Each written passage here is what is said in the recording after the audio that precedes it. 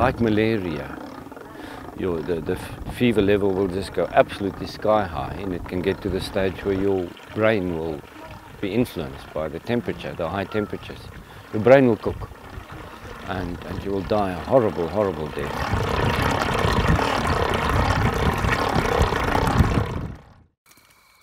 The sun sets over rural Swaziland.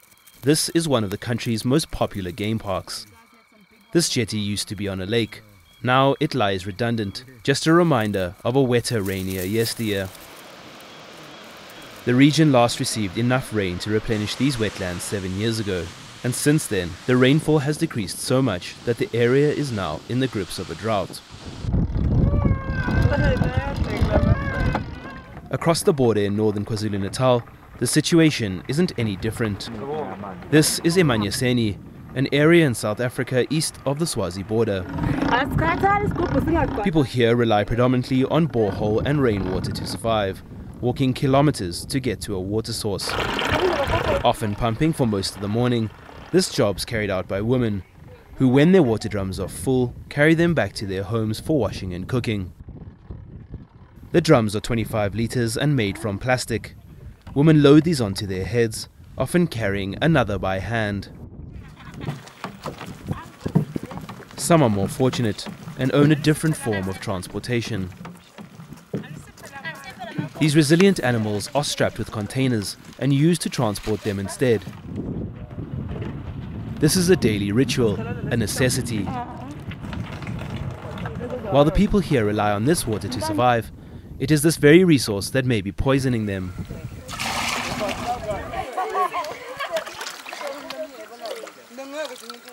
And the typical contamination that are introduced into the wells will normally be introduced via animals and humans.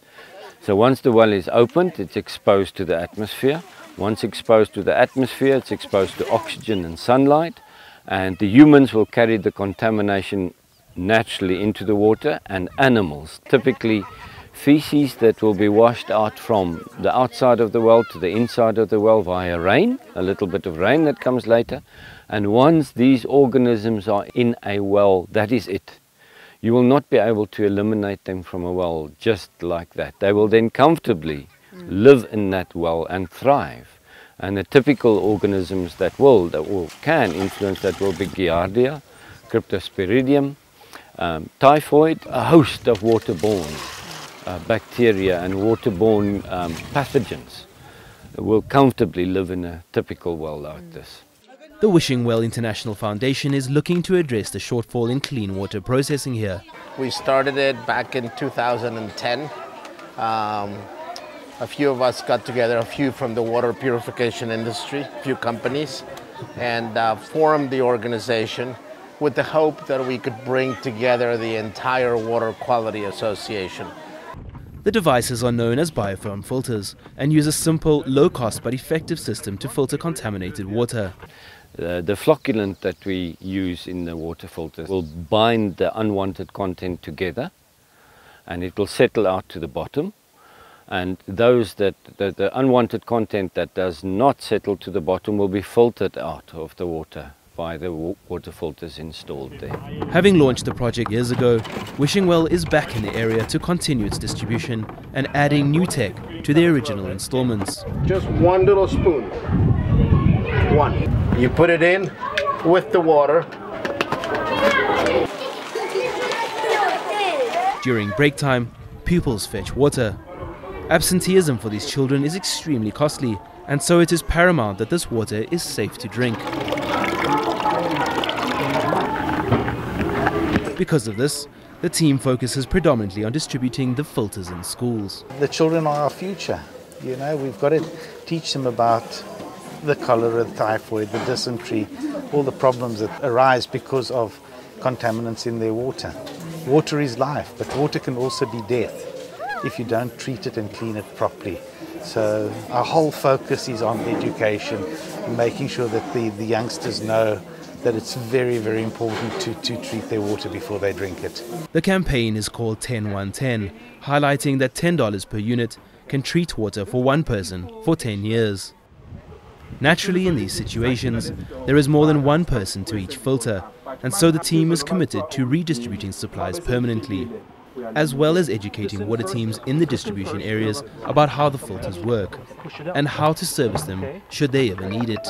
The challenge in country, in South Africa, is you have to find people who have the passion that can drive this into their communities. Us simply coming from the US, we can hand out filters, we can do some educating, and maybe 6 months later they won't be using them, we don't know. Having somebody who's local, they can make sure that this is sustainable going forward, and that's what's critical. Principals at some of the schools say that since the installation of the filters, they have noticed a significant decrease in infections. Because we only depend on rainy water. If it doesn't rain, it means there's no water. At present, we have 178 students. Most of the time in winter time, because the water nowadays is in tanks for some months. Then after a period, it's got these little animals inside. Then it causes epilepsy. And they visit clinic now and then. They also got effect in their learning. It's an essential service, one that has seemingly been forgotten. While Wishing Well has done what it can to bridge the gap, it is still a large one, facing arduous distribution and funding problems. It's very tough. You can see the distances. A lot of people in the States just ask me, can we just deploy 1,000 filters? You see what an ordeal it is to deploy 30 filters sometimes. The distances are big, and so the logistics are big. The foundation is aiming to get a filter in every home in the region in the next few years, a task that will require dramatically more support and funding. Until that time, people here are forced to continue surviving on whatever water they can secure.